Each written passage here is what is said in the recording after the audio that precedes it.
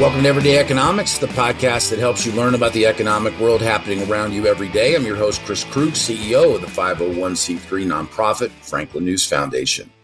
Everyday Economics is a production of America's Talking Network. You can check out all of our podcasts at americastalking.com. To support podcasts such as this one, please make a tax-deductible charitable contribution by clicking the link in the show description. We are recording today's episode on Tuesday, February 20th. And joining me, as always, my friend and colleague, Dr. Orphe Divounguy, PhD economist. Dr. O, I wanted to talk to you about the piece that you wrote for Crain's Chicago business. Yeah, I think one thing that maybe you don't get enough credit for, I mean, obviously you're a world-class economist, but you're a pretty good journalist. You know, you've got that inquisitive mind, you know, just the right levels of, you know, you're skeptical without being cynical. And you're not afraid to wonder out loud, which I really appreciate that. It's the mark of a good columnist and a good journalist. Thanks, Chris. You know what? Maybe I'll do the full time. Maybe I'll switch full time eventually. You know. Well, I mean, I think you could. I mean, but you know, the piece that you wrote, it ran with a headline on it, you know, that said, "What's blocking Black families from getting on the homeownership ladder?" And you do talk about that. What's blocking everybody from getting into home ownership? Exactly. I think that when I started thinking about this and putting in a little bit of the research that went behind this article, my question was really, look, mortgage rates have increased, surpassed the 7% mark. Is there anyone out there that doesn't yet own a home that can actually afford the mortgage in their local market?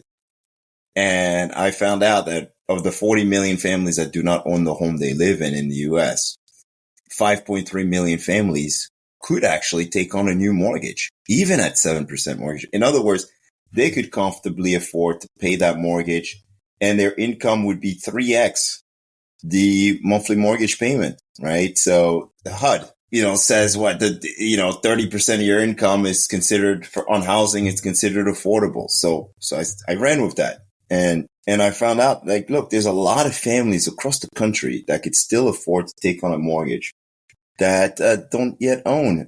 It just so happens 640,000 of them, roughly, estimate from the American Community Survey, are Black families. And then I said, well, you know, what's the interesting thing here? The interesting thing here is that Black families, the gap between Black families and white families in terms of home ownership is vast. It's almost 30 percentage points. And if the gap between those who I consider mortgage ready families is not that big, why is it that we don't see the home ownership gap much smaller?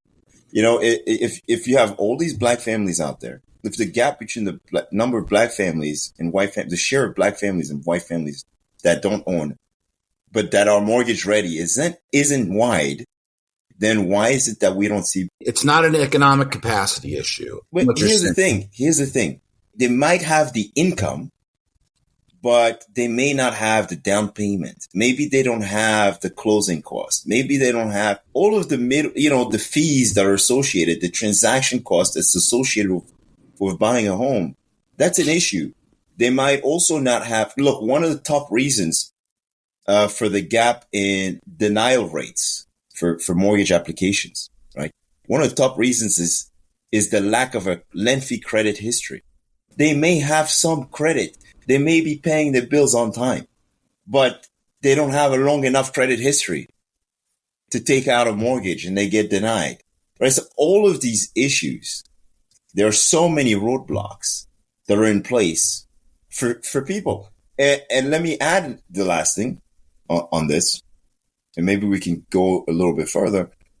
This issue of the fact that so many Black families were kind of shut out of housing in the past means their parents didn't have the land, the house. They don't have the ability to take out home equity to help their kids. Nowadays, most people get their down payment from the bank of mom and dad. Right. That's true. Well, and I think that's been true for quite a while. I mean, when my wife and I bought our first house in 1998, it was largely through my down payment was largely financed through a gift from my father-in-law. And that was, and that was, when, and you still can, when you could buy a house for 3.5% down or whatever, and basically have a, first time home buyers issue. I mean, I realize that the 3.5% now is different than the 3.5% in terms of the amount. That's right.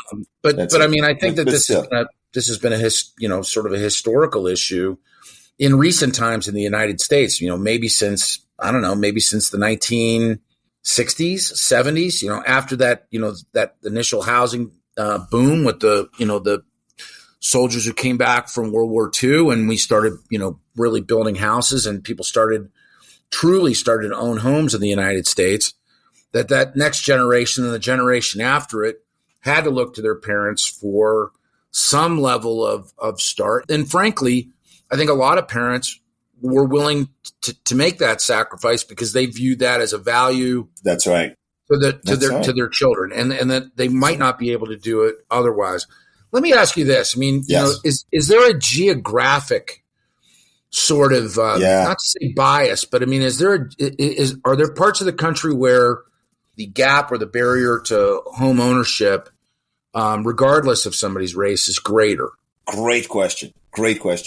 It's, when I look at the data, what I find is that, there's nothing we can do about mortgage rates, really. Mortgage rates are rising because inflation, the pressure, the economic activity is strong. But there's something we can do about building more housing in this country. The places that build the most housing and where price growth wasn't as strong during the pandemic, prices and rents didn't increase as much during the pandemic, are the places where you're going to find the largest share of families that are mortgage ready, that can go out and take on a mortgage. Mm-hmm. I think that's fascinating. They're the places that are the most affordable, right? And so you look at places like Houston, Texas. In Houston, Texas, 12% of Black families can actually go out and take out a mortgage. They could afford it. And the share of white families is even higher. And so you look at these. Well, Houston itself, in recent times, Harris County, and more broadly, that used to be like the big city to go to get the kind of house that you wanted. And it was one of the primary attractions to Houston. And that does not seem to be the case. I mean, any longer that the real estate prices in Harris County and in Houston proper, they've increased. They've increased for sure. It's got to be demand driven for sure. But in comparison to other places across the country, and I'll name a few places where, a Charlotte, North Carolina, I give you Charlotte, North Carolina, great place to be a Black family, a Black renter, because you have access, because you can actually go out and afford to buy a house in Charlotte, North Carolina, still, even after the price increases, and I compare that to, let's compare that to a place like Seattle or Boston or, even Dallas is slightly more expensive than Houston. Yes. Right. On that and more restrictive. When you look at, I did a very interesting exercise. I looked at the cross section between land use regulations and the share of families that does not yet own a home, but could actually afford the typical mortgage. And it's very clear to me that the places that are the most restrictive are the most unaffordable and are keeping people out. New York, Los Angeles, Seattle, Providence, Rhode Island, and then you have some places that you wouldn't suspect to be very restrictive, but they are still, places like Youngstown, Ohio, still somewhat restrictive. You have places like even Orlando, Florida, you see the expansion of Orlando, Florida, it's still somewhat restrictive. And then you go in Florida, you have like smaller places like Deltona, Florida, that are very, very open to building and to more housing. And so, there's something we can do. And I think that starts with allowing builders to build so that you can get the supply increase that will actually help to keep rents down and house prices down and make housing more affordable. I appreciate your thoughts as always. For Dr. Rowe, this has been Chris Krug. Subscribe to Everyday Economics at americastalking.com. Are you tired of news that puts politics over people? At the nonprofit Franklin News Foundation, we believe in putting people over politics by delivering nonpartisan news and audio content that serves you, the American taxpayer. With Franklin News Foundation, you can read fact-based, state-focused news for free at thecentersquare.com. You can listen to civil, balanced conversations between policy experts through our podcast network at americastalking.com. Or you can get in-depth news on K-12 education spending, curriculum, and school safety at chalkboardnews.com.